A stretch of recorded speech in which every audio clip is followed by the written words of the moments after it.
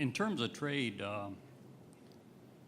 has blockchain had a major impact on the way we view our trading partners in terms of the way we deal with our trading partners? Because with blockchain, we can now detect cheating on the part of the Canadians and the Mexicans, and in terms of transshipping things. I think it has. There's been a lot of things that have changed our ideas of trade. One of them was that, you remember when Barack Obama said, what is he going to do, have a magic wand and bring jobs back? They're gone. And I'm quoting him literally, not just figuratively. And so we said, in this new way of thinking, why isn't it possible? You go to Europe, I go to Europe, we see people working, Americans work pretty hard. Why can't an American know-how? If we can build the world's best universities and jets, why can't we have the best industrial sector?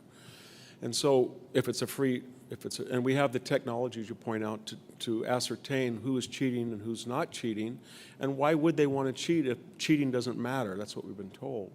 And if cheating does matter and we're willing to accept it because it's for the good of the world, what if it isn't for the good of the world?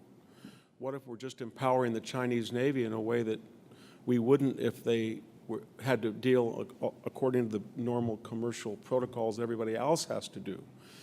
But we had gotten in such a rut that just to suggest these things was an anathema. And the final thing is, if you try to tell Mexico, we'd like to help you, and we want to bring you up to Canada's level of prosperity, and I know that we used to think that that was by running up these huge trade surpluses, but it's really your fault.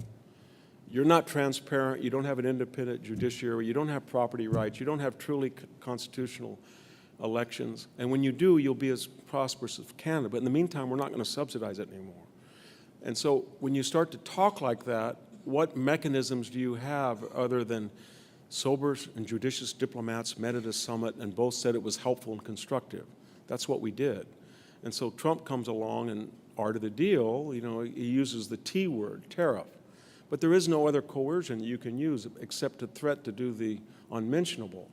So now he's a protectionist and all that, but what he's trying to do is act crazy and unstable, and then somebody on his economic team or his national security team goes, he bothers me more than he does you, but you guys in Europe or you guys in Japan or you guys in China, deal with us before you have to deal with him.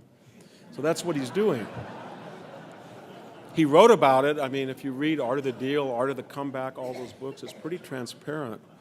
The only thing I'm worried about is the enemies read those books too, and they're going to say, you know what, he's bluffing. We have a question near the center of the